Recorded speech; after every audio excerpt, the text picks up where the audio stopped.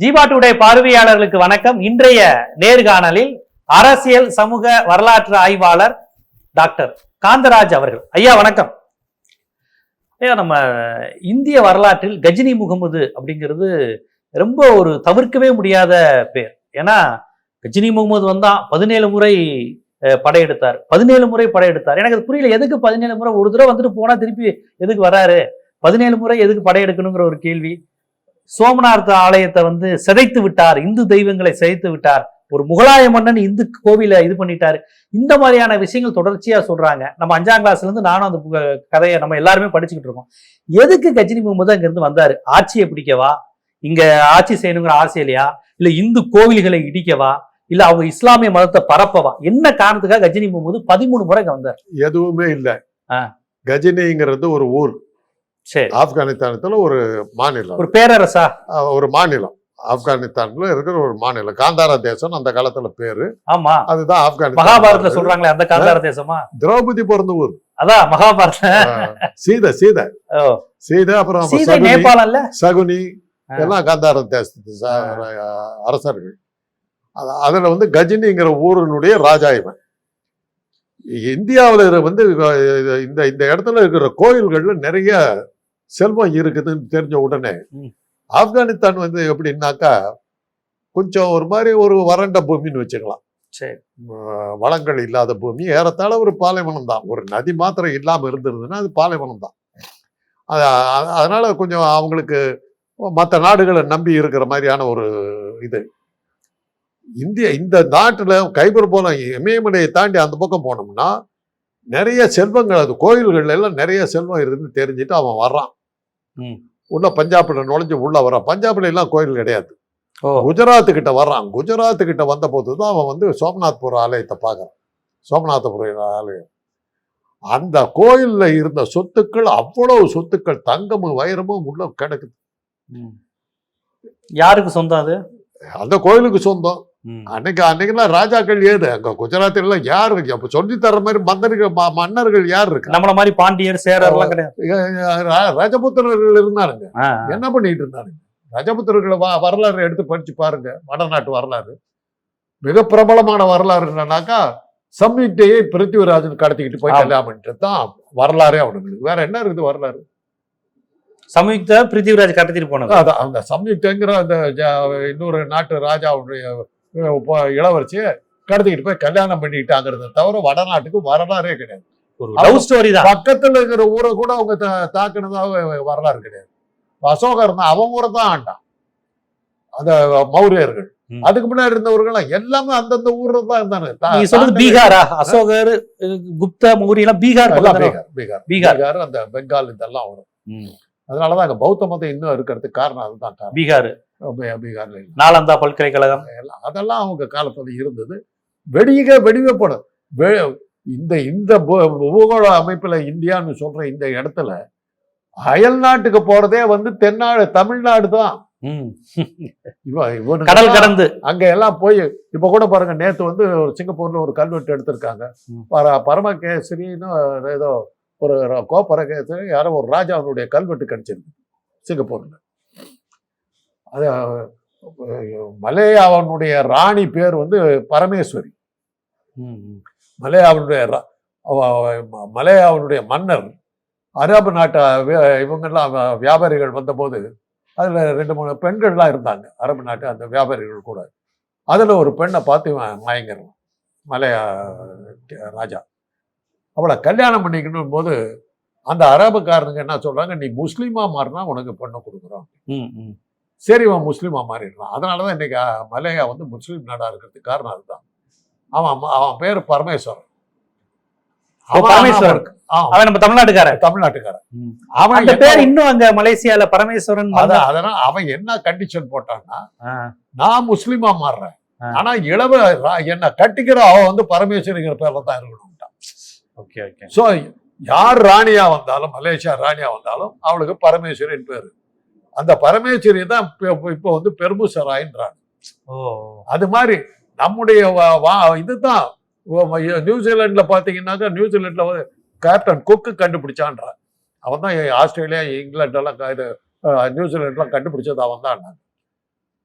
ஒரு 50-60 வருஷத்துக்கு முன்னாடி ஒரு மணி ஒண்ணு கிடைச்சது அந்த அகழ்வாராய்ச்சியில், கப்பலோட மணி.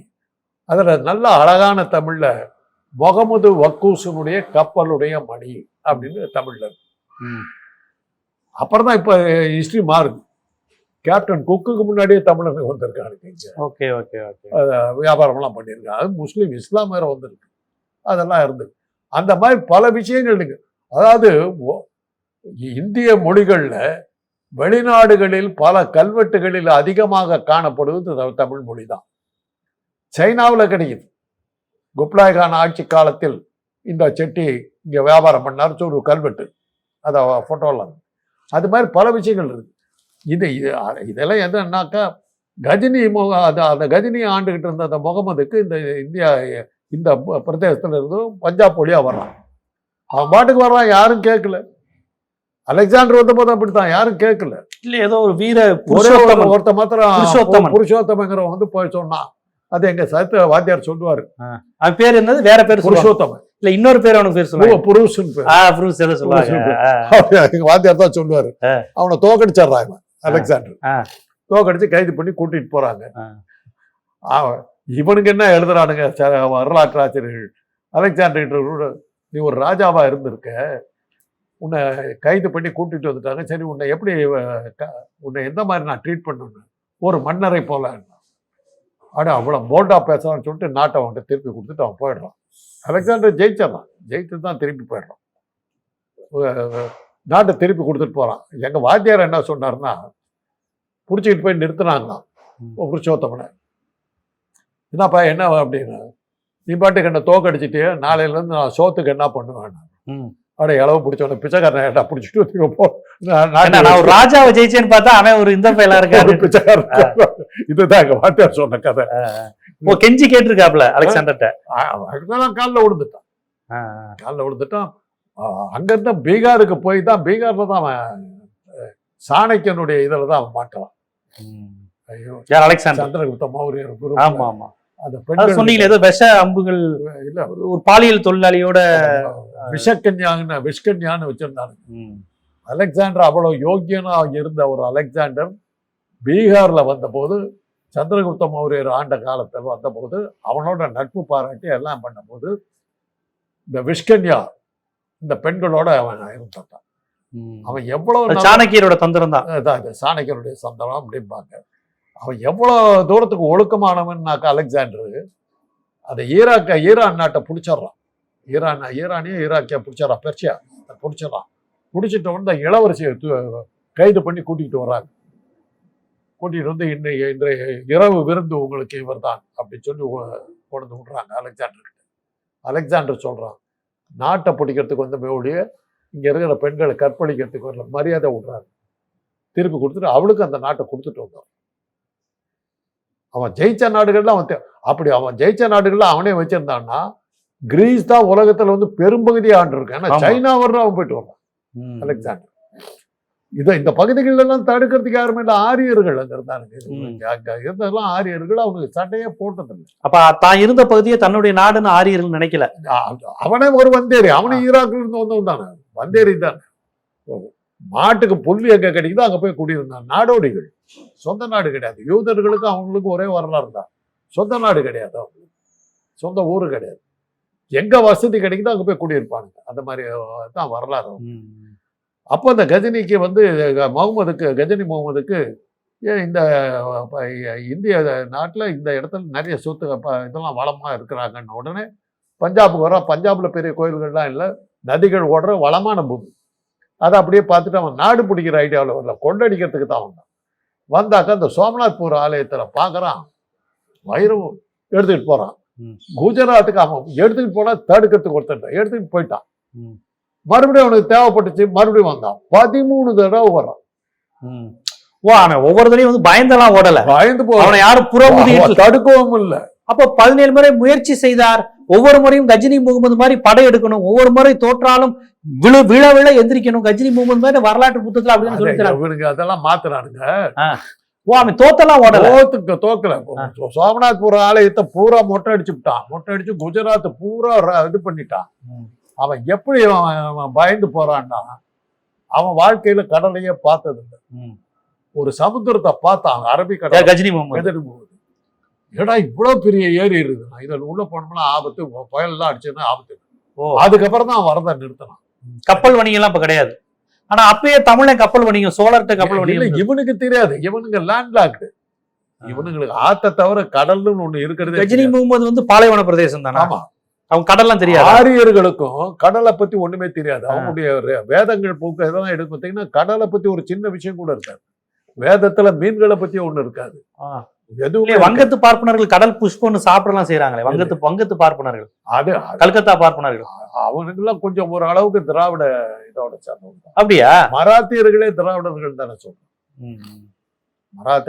மராத்தி எல்லாம் திராவிட இனம் தான் சொல்றோம். அம்பேத்கரே திராவிடர் தான் வருவாரு. குஜராத் அவ்வளவு பெரிய கடற்கரையில இருந்து கூட அவனுக்கு கடல் கடந்ததே இல்லை. அவனுங்கெல்லாம் கடல் கடந்ததே கிடையாது. கடல் கடக்கிறது வேதத்துக்கு எதிரானது எழுதி வச்சிருக்காங்க. ஏன்னா அவன் கடலை பார்த்தது இல்லை. முதல் தடவை வந்து பார்த்த போது அவன் பயந்துட்டான். பயந்துட்டு போய் கடல் கடந்தா நீ வந்து நம்ம இனத்துல இருந்து ஒதுக்க தள்ளப்படுவேன், மிலேச்சன்னு பேர் வச்சான். மிலேச்சர் மிலேச்சர்னா வெள்ளக்காரன் அப்படிதானே சொன்னானுங்க. அதான் மிலேச்சர்னா அயல் நாட்டுக்கு, இந்த நாட்டுக்கு சம்பந்தம் இல்லாதவன். காந்தி லண்டன்ல படிச்சுட்டு திரும்பி வந்த போது பம்பாய் துறைமுகத்துல இறங்குறாரு. அங்கேயே அவருக்கு வந்து தீட்டு கழிக்கிறாங்க. மொட்டை அடிச்சு சுத்தமா கழுவி எல்லாம் தீட்டு கழுவி. பனியாவா இருந்தாலும் அப்படிதான். பிராமின் கிடையாது காந்தி.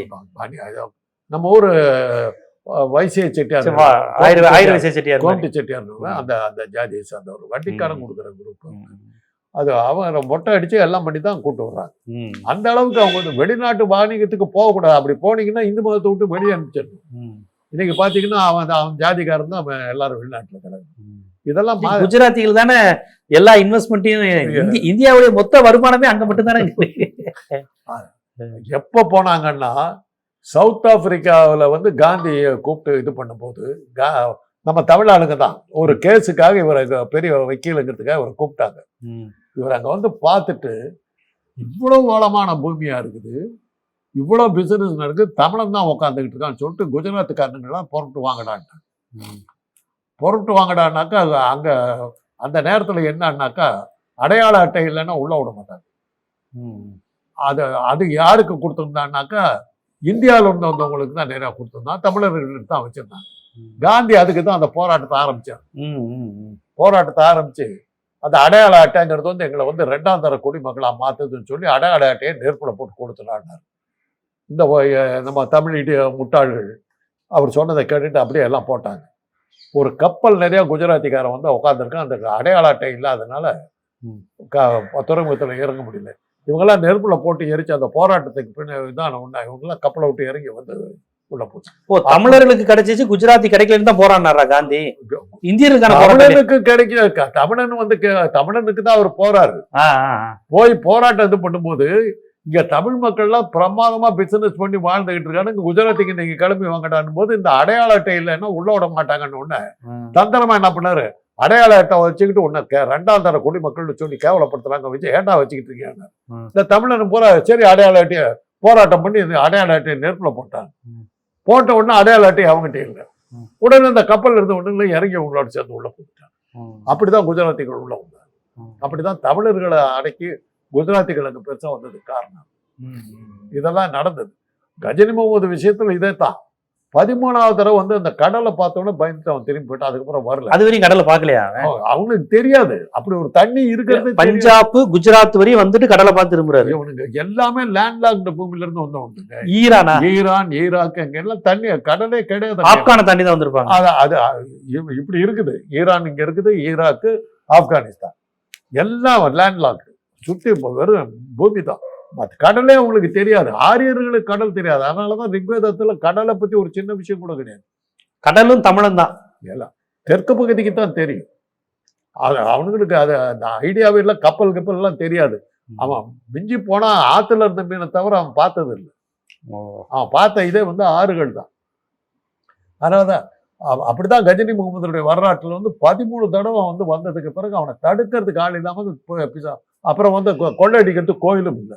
எல்லா கோயிலும் முடிச்சுட்டான், திரும்பி போயிட்டான். மதத்தை வந்து அவன் அடிக்கிறான். சோம்நாத்புரம் ஆலயத்துல அந்த கடவுள் சிலைகளை ஒண்ணும் பண்ணல. அதெல்லாம் அவன் தொடவே இல்லை. எல்லாமே அங்கிருந்த நகை நட்டு செல்வத்தை எடுத்துட்டு போனான்னு கோயில ஒண்ணு பண்ணான். கோயில்களுக்கு பெரிய பாதிப்பை உண்டாக்குனதெல்லாம் மாலிக் கஃபூர். மாலிக் கஃபூர் தான் பின்னாடி வந்தவன். அவன் ரொம்ப காலத்துக்கு பின்னாடி வந்தவன், அக்பர் காலத்துல வந்தவன்.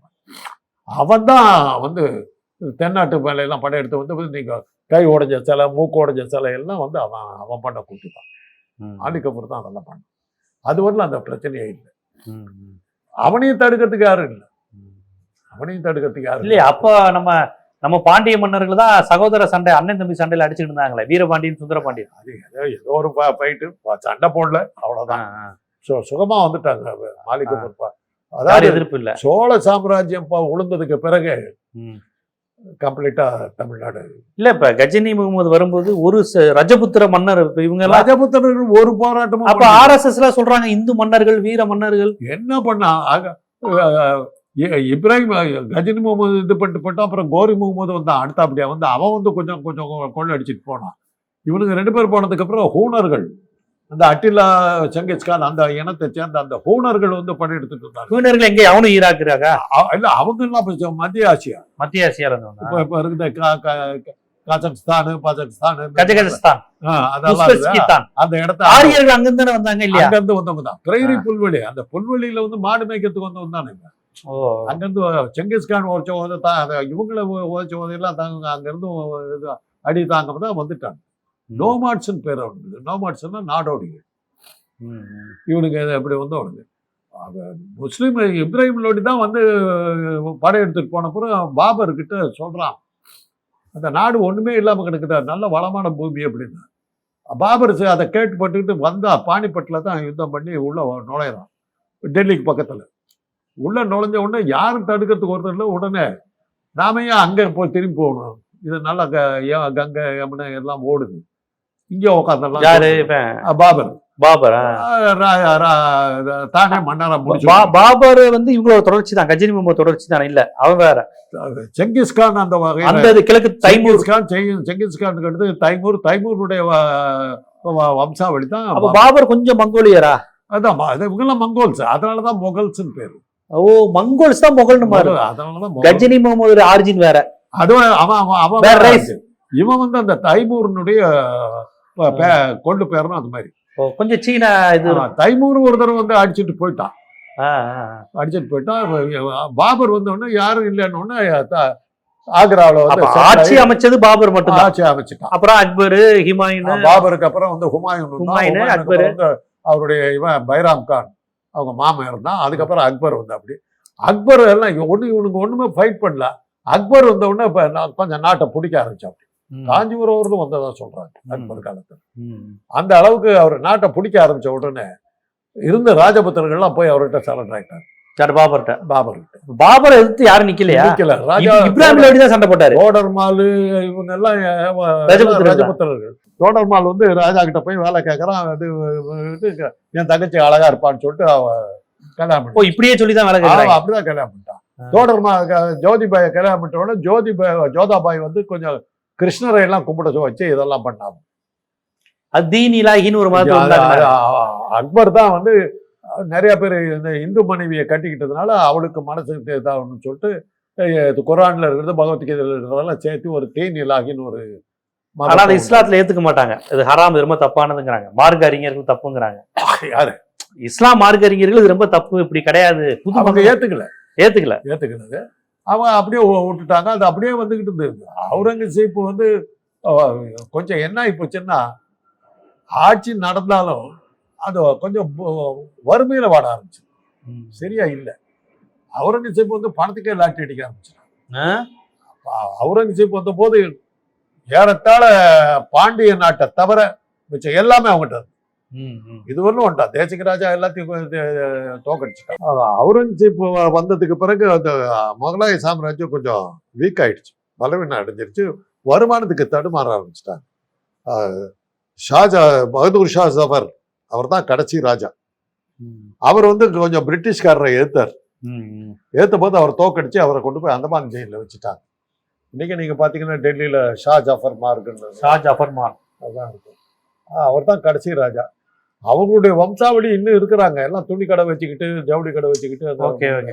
அவங்க ஆரிஜின் வந்து என்னது? ஈரான். இது முகல். அது செங்கிஸ்கான். செங்கிஸ்கான் எல்லாம் மத்திய ஆட்சி, சென்ட்ரல். எங்க டெல்லியில இருக்காங்க, டெல்லி பக்கம் இருக்காங்க. அவங்க எல்லாம் இருக்காங்க. அவங்க மொழி எது? அரபு.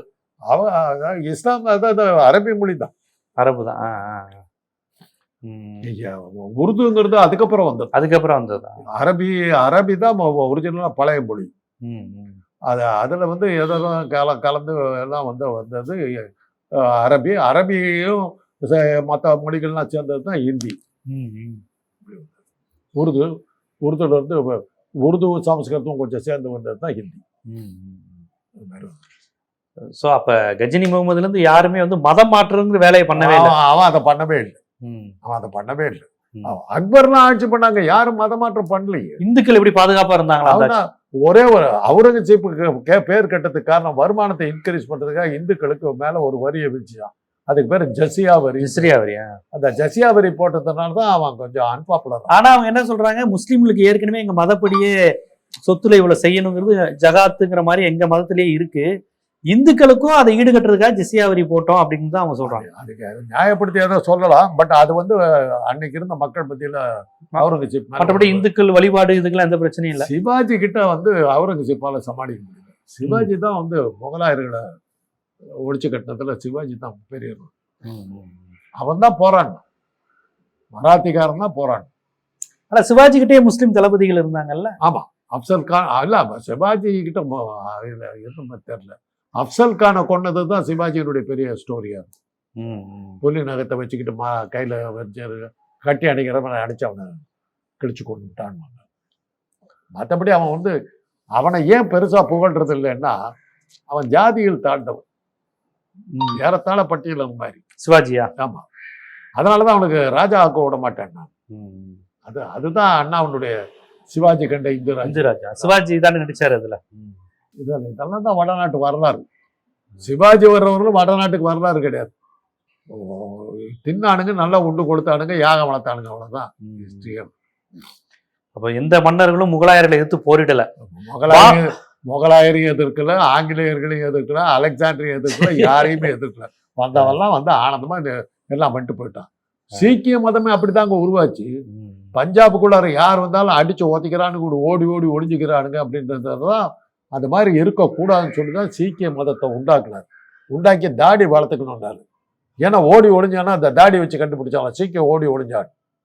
அதனாலதான் முடி வெட்டக்கூடாதுன்னா இது பண்ணி கையில எல்லாம் கத்தி வச்சுக்கணும், கிருபான் வச்சுக்கணும் எல்லாம் சொல்லி இது பண்ணி அதுக்கப்புறம் தான் பஞ்சாப் வந்து கொஞ்சம் போராடவே ஆரம்பிக்குது. யார உள்ள வர்றாங்க, யார் வந்தாலும் தடுக்கல. அலெக்சாண்டருடைய படையெடுப்பு தான் நமக்கு முதல்ல சரித்திரபூர்வம் நமக்கு இருக்குது. அது கூட கிரீஸ்ல என்ன சொல்றாங்கன்னா, அதுக்கான சரியான ஆதாரங்கள் இல்லை அப்படிங்கிறாங்க. ஆனா சிக்கந்தருங்கிற பேர்ல தான் அலெக்சாண்டரை பத்தி எழுதலாம். இந்தியாவில் வந்து வடக்கத்திக்கான பஞ்சாப்காரனுக்கு வந்து அவர் வந்து சிக்கந்தர் அப்படின்னா இல்ல. இப்ப இந்த நிலையில் நாம் தெரிஞ்சுக்க வேண்டியது, இப்ப ஹெச் ராஜா போன்றவர்கள்லாம், கஜினி போன்றவர்கள்லாம் அயல் நாட்டவர்கள், அவங்கள பற்றி வரலாறு சொல்றோம். நம்ம இந்து மன்னர்களை பற்றி வரலாறே நீங்க பேசுவதில்லை. இப்ப பார்த்தாலும் முகமது கஜினி இதை பத்தியே படிக்கிறோமே. நம்ம வேற வரலாறு என்ன சொல்லுங்க, எழுதலாம். இருந்தாலும் எழுதுறதுக்கு ஹெச் ராஜா அங்க பருப்பு தின்னுபிட்டு ஆடு மேய்ச்சிக்கிட்டு இருந்தாருங்கிறத எழுதுதா? அந்த வரலாறு எழுதுவா? அந்த ஆடு மேய்ச்சிக்கிட்டு இருந்தா அந்த ஐயர் தான் இங்க வந்து இது அரசியல் கட்சிக்கு எதிர்கட்சியா இருக்கு, அந்த வரலாறு எழுதுதா? என்ன இருக்குது வரலாறு சொல்லி எழுதுறதுக்கு? என்ன இருக்கு? ஹெச் ராஜா அவர்களும் முகலாயர் அவர்களும் ஒரே அவங்க இவங்களும் வந்தவங்க, அந்த ஏரியாவை சேர்ந்தவங்க தாங்க. இவர் ஒரு வந்தேரி தானே தமிழ்நாட்டுக்கு. அப்ப இவர் ஒரு முகமது கஜினி தான். இவர் ஒரு கஜினி தான், சனாதனத்தை சேர்ந்த கஜினி. இவர் யாரும் அதெல்லாம் பேசுறது? வரலாறு இருந்தா எழுதுப்பா, என்ன இருக்குது? ஜெயச்சந்திரன், ராணி சித்தூர் ராணி பத்மினி, சம்யுக்தா, இதை தவிர வேற என்ன வரலாறு இருக்குது? ஒண்ணுமே இல்லையே. பெரிய அந்த குப்தர்கள் ராஜ்யம் வந்து பொன் யுகம்பாங்க. அந்த நேரத்துல தான் சமஸ்கிருதம் உள்ள வருது. சமஸ்கிருத மொழி அப்பதான் உருவாக்குறாங்க. அது மௌரிய சாம்ராஜ்யம் அழிச்சுட்டு தானே குப்தர்கள் வர்றாங்க. இல்ல மௌரிய சாம்ராஜ்யம் இது ரொம்ப லேட். மௌரிய சாம்ராஜ்யம் அதுக்கு முன்னாடி ரொம்ப கூடாது. அதுக்கப்புறம் ஒரு 200-300 வருஷத்துக்கு அப்புறம் தான் குப்தர்கள் வர்றாங்க. அந்த நேரத்துல தான் குப்தர்கள் ஆட்சி வந்து பொன்யுகம்னு சொல்றதுக்கு காரணம், அப்பதான் அந்த சமஸ்கிருதம் வந்து இந்த மதங்கள்லாம் காளி பூஜை இதெல்லாம் வர ஆரம்பிச்சு இதெல்லாம் ஆரம்பிச்சது அப்பதான். அதனாலதான் குப்தர்கள் ஆட்சி வந்து பொன் யுகம்னு சொல்றது. பார்ப்பனர்களுக்கு பொற்கால ஆட்சி. அவங்களுக்கு பறக்கலாம். பாப்போம். இந்த வரலாறு அப்படிங்கிறது ரொம்ப முக்கியமானது. அந்த வரலாற்றை திரித்து பேசக்கூடிய வேலை இன்னைக்கு நிறைய நடந்துகிட்டு இருக்கு. அதெல்லாம் எல்லா காலத்திலுமே ட்ரை பண்ணதாங்க. அது நிக்காது. இது மகாபலிபுரத்தை வந்து என்ன சொன்னானுங்க, எல்லாம் உள்ளூர் இவனுங்க வர்த்தகர்கள்லாம் கட்டினது. அதை இப்பவும் பாருங்க, அதை வந்து அர்ஜுனன் ரதம் பீம ரதம்ன்றாங்க. எல்லாமே அவன் வந்து சமணனா இருந்தபோது இது பண்ணது. சாகர சங்கரருங்கிற மன்னர்கள் வந்து ஒரு நாட்டுக்கு தண்ணி வேணுங்கிறதுக்காக யாகம் பண்ணது தான் அர்ஜுனன் தபஸ்ன்னு உங்களுக்கு சொல்றது. அது ஒரிஜினலா வந்து சாகர சங்கரருங்கிற சமண ராஜாக்கள் இதுதான். பூராமே சமணம் தான். மகாபலிபுரத்தில் இருக்கிறது பூராமே சமணம் தான். அதுல நல்லா, அதாவது புலிகேசி படையெடுத்துக்கு வரதுக்கு முன்னாடி இதெல்லாம் பண்றாங்க. அந்த படையெடுத்து வர போறாங்கிறது மகேந்திர பல்லவனுக்கு தெரியுது. அதனாலதான் அதுல பாத்தீங்கன்னா கோவர்த்தனகிரி கடுமையான மழை பெய்யுது, மக்கள்லாம் அந்த மலைக்கு அடியில் இது பண்றாங்க. கிருஷ்ணன் வந்து அந்த மலையை வச்சு அவங்கள காப்பாத்துறான். அதேதான் அர்ஜுனன் தபசுல வந்து பல ஆயுதங்களை எல்லாம் அவன் கொண்டு வரான். என்னன்னா, ஒரு புலிகேசி படையெடுத்து வர்றான், பயப்படாதீங்க, இந்த அர்ஜுனன் இப்படி காப்பாற்றணும், எப்படி கிருஷ்ணன் காப்பாற்றணும், அதே மாதிரி நான் உங்களை காப்பாற்றுவாங்கிறதுக்கு தான் அந்த சிலையெல்லாம் செய்யணும். மகாபாரதத்தில் இன்னும் இருக்காது. அதனாலதான் இந்த நாகசாமி வந்து மகேந்திர பல்லவன் காலத்துல புலிகேசி வரலங்கிற மாதிரி எழுதின போது மெர்லின் ஹிர்ஷ்ன்னு ஒரு அமெரிக்கன், இவங்க தமிழ் ஸ்காலர், அவங்க அந்தம்மா, அவங்கள அகஸ்மாத்தா ட்ரெயின்ல வரும்போது, தஞ்சாவூர்ல இருந்து வரும்போது அவங்க ட்ரெயின்ல வர்றாங்க. அவங்க ஏதோ பேசிக்கிட்டு இருக்கும்போது ஏதோ ஒரு இதில் வந்து நான் குறுக்க பேசணும்னா அந்த அம்மா வந்து இவ்வளோ ஹிஸ்ட்ரி பேசுறீங்க அப்படின்னாங்க. 2 பேரும் பேச ஆரம்பித்தோம். அந்த கம்பார்ட்மெண்ட்டு நாங்கள் அப்போ குப்பையில் நாங்கள் 6 பேர் இருக்கோம். 6 பேரும் அப்படியே உட்காந்துட்டு பேசிக்கிட்டே இருக்கோம். சென்னையே வந்துருச்சு. முருகா வந்துட்டோம் தஞ்சாவூர். அது ஒன்றும் பேசிட்டோம். கடைசியாக இறங்கும்போது கேட்டுச்சு, நீ என்ன இவ்வளோ ஹிஸ்ட்ரி படிச்சிருக்கேன், எங்கே எந்த ஹிஸ்டோரியனா நீ? டாக்டர். நான் டாக்டர். அப்படியே அப்படியே நின்றுடுச்சு. ஒரு டாக்டருக்கு இவ்வளவு இதே தெரியுதா? அப்பதான் அந்த நான் என்ன, அந்த அம்மாளுக்கு எல்லாம் தெரிஞ்சிருந்து தஞ்சாவூர் கோயிலை கட்டுறதுக்கு மாடலா இருந்தது புதுக்கோட்டையில இருக்கிற அந்த வானதியுடைய ஊரு. புதுக்கோட்டை பக்கமா? அந்த புதுக்கோட்டையில தான் இருந்தது. அந்த ஊர்ல இருக்கிற அந்த கோயிலை தான் பேஸ் பண்ணி தான் கொடும்பாளூர்ல இருக்கிற அந்த கோயில்களை பார்த்து தான் கட்டாங்க. ஆனா இது எனக்கு தெரியாம போச்சு அப்படின்னா, இதை நான் பார்க்காம விட்டுட்டேன். அப்பதான் அந்த அம்மா என்ன சொல்லுச்சு, இல்லம்மா மகேந்திர பல்லவன் அந்த போர் நிலைங்கிறதுக்கு வந்து புலிகேசியுடைய படையெடுப்பை பத்தி அந்த மகாபலிபுரத்தில் ஒண்ணுமே இல்லை அப்படின்னு சொல்றாங்களே. போர் நடக்கலப்பா, நடக்கிறதுக்கு முன்னாடியே அவன் செஞ்சுட்டான். போர் அதுக்கப்புறம் தான் நடக்குது, எப்படி எழுதுவான்? அதனாலதான் ராகசாமி சொன்னது பூரா தப்பு. ராஜசிம்மன் தான் கட்டினாங்கிறது பூரா தப்பு. மகேந்திர பல்லவன் கட்டினதான் அதுங்கிறதுக்கு பல ஆதாரங்களை சொல்லிட்டோம். அதை விடிய பேசிக்கிட்டு வரும். மகேந்திர பல்லவன் சமண மன்னர். சமணன் அவன் தான் சைவனா மாறுறான். அப்பதான் சனாதனம் இங்க வருது. அப்ப வந்தவன் அந்த எச்ராஜா பண்றவர்கள். அந்த குடும்பம் அந்த காலகட்டத்தில் தான் வராங்க. அவங்க காலத்தில் தான். கண்டிப்பா பல்வேறு செய்திகள், வரலாற்று குறிப்புகள், கஜினி முகமது கோரியிலிருந்து அவுரங்கசீப் வரையும் என்ன நடந்துச்சு, எது உண்மை, வரலாற்றில் மதம் பரப்பப்பட்டதா, அப்ப இந்து மதம் இருந்ததா, இந்து சனாதனிகள் யார், அவங்க இந்த நாட்டை காப்பதற்கு எத்தனை போர் புரிந்தார்கள், போன்ற பல்வேறு செய்திகளை ரொம்ப விரிவாகவும் உங்களுடைய வாசிப்பு அனுபவத்திலிருந்து மக்களுக்கு எடுத்து வச்சிங்க. நன்றி.